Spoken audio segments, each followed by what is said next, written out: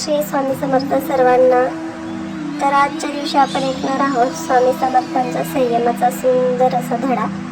तर आपल्या चॅनलवर जे कोणी नवीन असेल त्यांनी आपल्या चॅनलला सबस्क्राईब करा, व्हिडिओला लाईक करा आणि कमेंट करायला विसरू नका।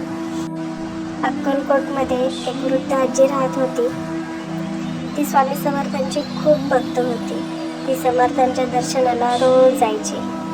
तिचं मन भक्तीने अगदी भरलेलं होतं, पण प्रश्नांनी ती खूप अस्वस्थ झालेली होती।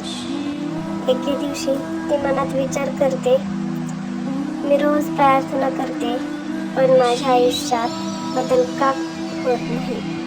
मी स्वामींच्या चरणी रोज येते, पण माझं आयुष्य जसं चाललेलं आहे तसंच आहे, त्यामध्ये काहीच बदल का नाही होत? तिचा हा प्रश्न ऐकून स्वामी शांतपणे हसले आणि तिला म्हणाले, आई, नदीचं पाणी गंगा होण्यापूर्वी खूप मार्ग पार करतं।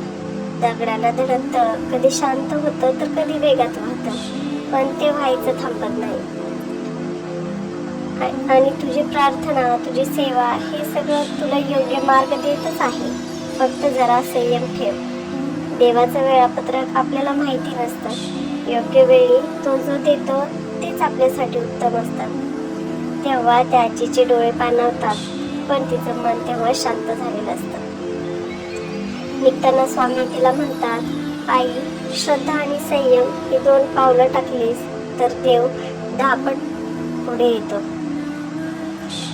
स्वामी म्हणतात, संयम ठेवा, विश्वास ठेवा, देवाचे उत्तर थोडंसं उशीर करेल, पण तुम्हाला नक्की मिळेल।